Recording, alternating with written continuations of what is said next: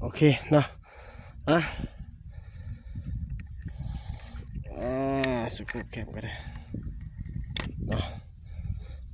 มาสบายดีเนาะสบายดีน้องสาวพี่สิบลาบุตรคนวันนี้อยู่กับซองลูกตอก BKK ได้น้องเด้อซองลูกตอก BKK สบายดีน้องบุตรคนเนาะสบายดีน้องผู้ที่มีใจบังคับเกี่ยวกับ PCP เนาะเดี๋ยวสิแปลงก่อนเด้อเดี๋ยว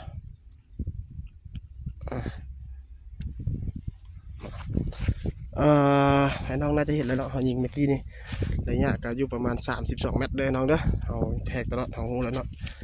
เบิ่งสกูปแคมนี่นะช่วงนี้บ่ได้มาเฮ็ดคลิปให้น้องเบิ่งกันย้อนว่าสกูปแคมบ่มีก็เลยบ่ได้มายิงรีวิว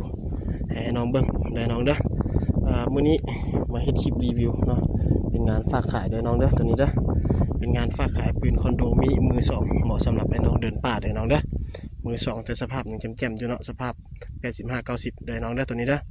ลำละลำยาว25เซนโอ้ยสิแกะเอากันนะแต่ขี้เดียดแฮง ไหนน้องเนาะสกูปแคมสั่งมาแล้วแต่ยังบ่ทันฮอดได้น้องเด้อสั่งยากเด้เนาะเนาะตัวนี้เนาะไอ้น้องก็น่าจะเห็นเลยแล้วยิงเมื่อกี้นี่เอายิงประมาณ7-8ลูกถือว่าเข้าบอลเดียวเนาะตอนนี้เนาะปืนบอกนี่แม่นได้น้องเด้อแม่นเนาะ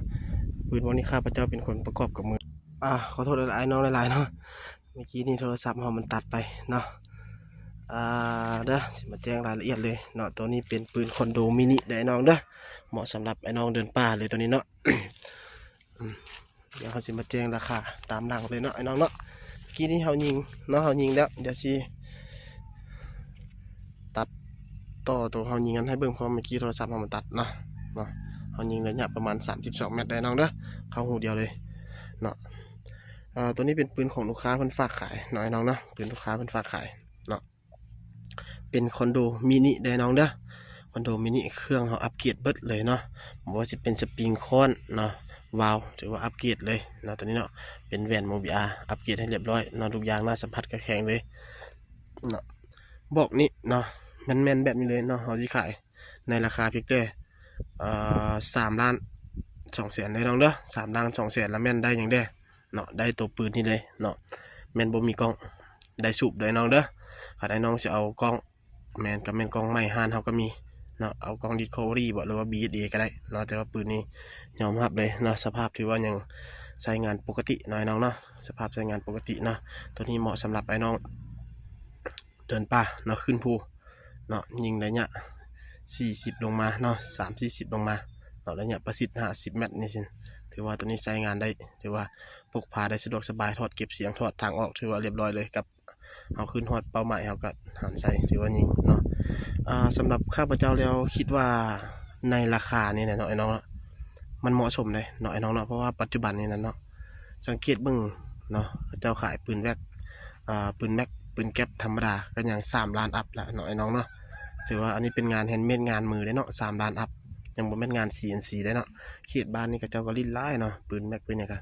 เนาะราคาก็ยัง3 ล้านอัพแล้วเนาะไอ้น้องเนาะแต่ว่าบอกนี่นะเนาะเขาได้ปืนลมเนาะปืนลมเป็นปืนโรงงานเนาะก็ถือว่าคุ้มรถเนาะรับประกันเลยว่ามันคุ้มเนาะส่วนกลุ่มเนาะถือว่าเขายังรับประกันคือเก่ายิงก็ให้เห็นแล้วเนาะให้น้องเห็นเลยยิงให้เห็นเลยเนาะก็เป็นกุกนี่แหละเนาะเขายิงให้เห็นเลยเป่าเพราะว่ากล้องเขาก็ใส่คิดว่าน่าจะโอเคอยู่เนาะเพราะว่าสโคปแคมก็ยังเมื่ออยู่นั่นยังเพราะว่ามันน็อตเฮียแล้วบ่มีตัวจับแล้วได้เอาอียางเอาอย่างเขียนเฮ็ดคลิปซ้ำซาซื่อเนาะ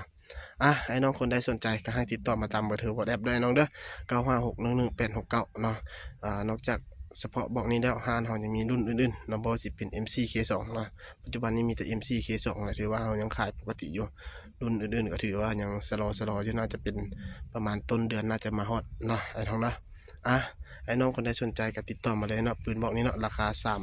3,200,000ได้น้องเด้อ3,200,000แล้วแม่นบ่ได้กล้องได้น้องเด้อเป็นบ่ได้กล้องมานะมันแล้วเป็นกล้องดิสคัฟเวอรี่เนาะเขาเจ้าเฮ็ดตากฝนแล้วมันมัวเนาะมันมัวเนาะไอ้น้องเนาะกล้องเป็นกล้องดิสคัฟเวอรี่นะแล้วมันเอาตัดออกเลยเนาะเอาเฉพาะเพียวๆตัวปืนแล้วก็สูบถือว่ายังไม่ไหม้แจ่มๆเลยใช้งานยังอยู่ปกติสูบเข้าว่าเต็มใบเด้อสนใจก็ให้ทักมาเด้อ